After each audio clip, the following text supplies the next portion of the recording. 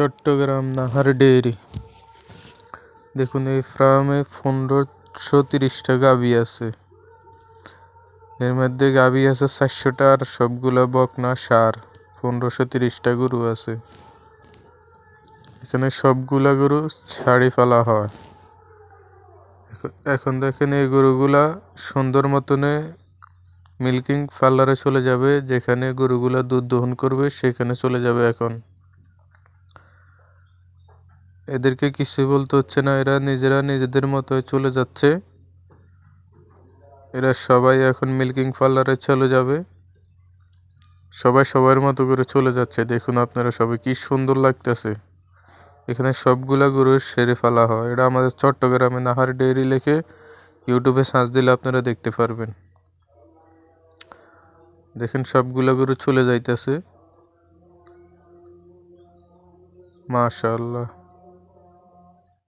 এখানে সবগুলা গরু 25 থেকে 40 লিটার দুধ দেয়। কমে 25 লিটার, উপরে 40 লিটার গরু করে দুধ দেয়।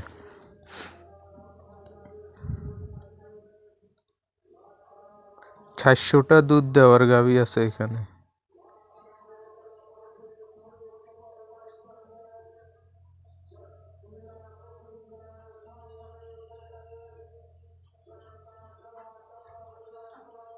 দেখুন সবগুলো গরু চলে যাইতেছে। আপনারা যারাই ডেইরি খামার করেন, আপনারা একটু ধৈর্য নিয়ে আসবেন।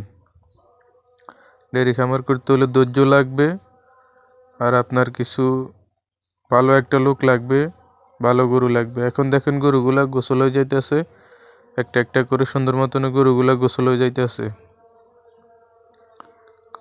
কোনো হাতে গোসল করা হয় না, মেশিনের সাহায্যে এগুলা গোসল হয়ে যায় প্রতিদিন খুব সহজেই। একটা গরুকে এমনি গোসল করাইতে গেলে 5 থেকে 10 মিনিট লাগে, এখন 2 মিনিটের ভিতরে গোসল হয়ে যাইতেছে।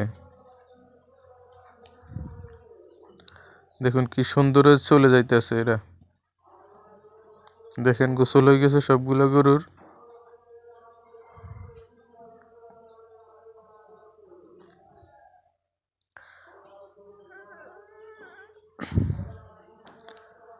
এখন দেখেন সবগুলা গরু মিল্কিং এর জন্য চলে আসবে। সবগুলা গরু দুধ দহন করবে মেশিনে। এখান থেকে সবাই সবার মতো করে জায়গায় যায় পৌঁছতেছে।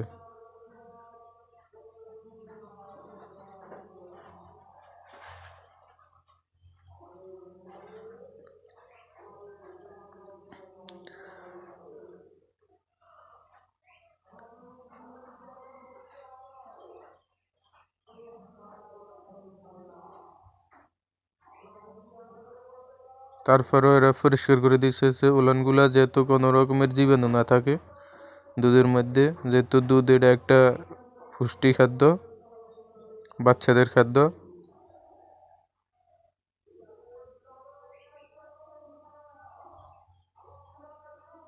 এখানে আমার বাইজিদ মরুল ভাই আছে, সবার জনপ্রিয়।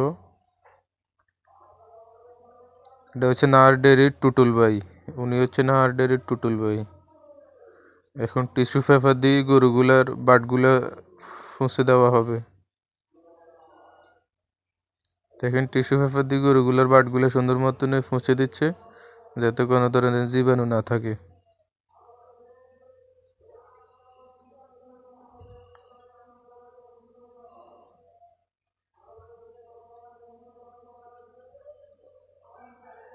এখানে একসাথে 20টা গরু একসাথে দুধ দহন করা হবে।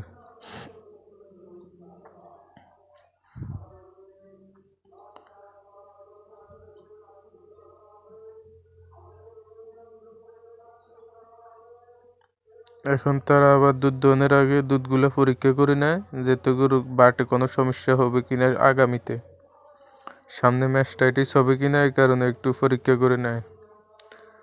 দেখেন মেশিনগুলো বাটে বসায় দিছে, 6 থেকে 7 মিনিটের মধ্যে সবগুলো গরু দহন হয়ে যায়।